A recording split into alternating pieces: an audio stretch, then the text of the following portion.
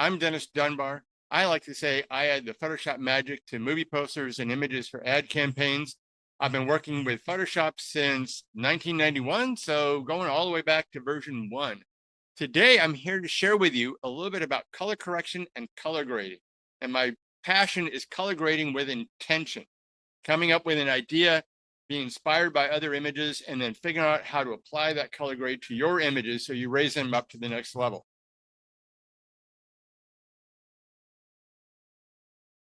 I'm going to show you another trick for color grading, which is something my friend Lisa Carney showed me. Lisa Carney is another retoucher friend. We've known each other since the mid-90s. We work on a lot of movie poster stuff, a lot of very similar work. And this is a trick that she showed me for if you want to mimic another color grade, but you have no idea how you're going to do that, how you're going to affect that thing. Here's a really cool trick that gets you in the neighborhood really pretty quick. Now, one thing we talked about was I love to set up an example of reference images for here. So for this particular case, I really love this shot that Jacques Olivar shot. I love his fashion work for that. And he has amazing color grades, but I really loved this, had that warm teal look for this. So suppose we wanted to make that happen. This is how we do it. The first thing we have to do is you have to set up a few things. You bring in your reference image here and you put that above that. So this is the reference images. It sits up above my layer here. So it sits on top of everything.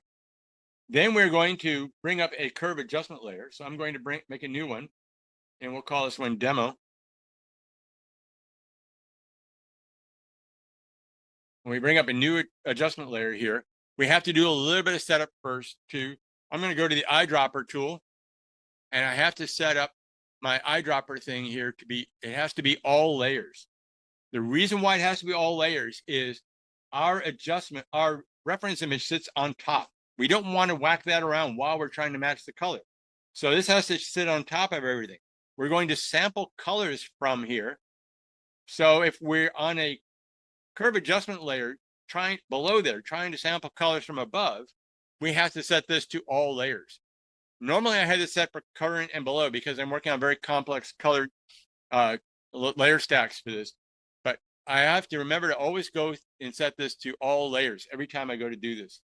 So now we're clicked on here. We have our curve adjustment layer here.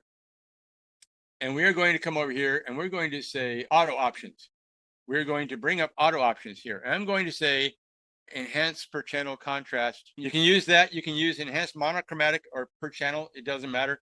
The thing is you want to bring up this, the shadows, midtones, and highlights. So we click on here and we have an eyedropper tool. This is where I can select a color from on top of my image, from my image on top. So I can see this and you see as we're applying this, it's already starting to affect our curve. So I'm going to select something really kind of a shadow color here. Doesn't have to be bright black, but sometimes we can bring that down. I'm going to click OK. Now I'm going to come over here to midtones.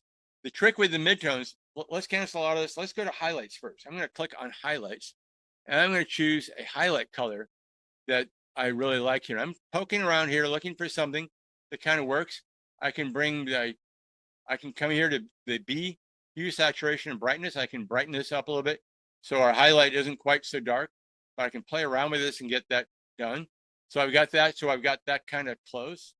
And then I'm coming in here to midtones. Now the trick with midtones is we don't want to affect the contrast of our image too much. So we want our midtone to be pretty close to 50%. So I'm going to sample in here. I'm going to poke around. I'm looking at where my B tool is, where my B slider is. And I see I'm getting closer, closer, closer. Suppose we get here where it's really pretty close. Like, okay, I can't find it. It's really easy. I can just come in here and type in 50%. But I've got this color in and my brightness overall is going to be 50%. So now I click OK. Now the trick is we've got this really pretty close. There's nothing in here I can turn cyan for that, but I can come in here and I can click this really pretty close and I say OK. Now we do not want to set this as default color. So you click no here. And here we have gotten a curve that gives us that overall warm kind of look that she's got on her skin tone and her face there. Really pretty nice for that without having to do a whole lot of work. This is what I came up with when I was sampling it for here. And look at this crazy kind of curve here.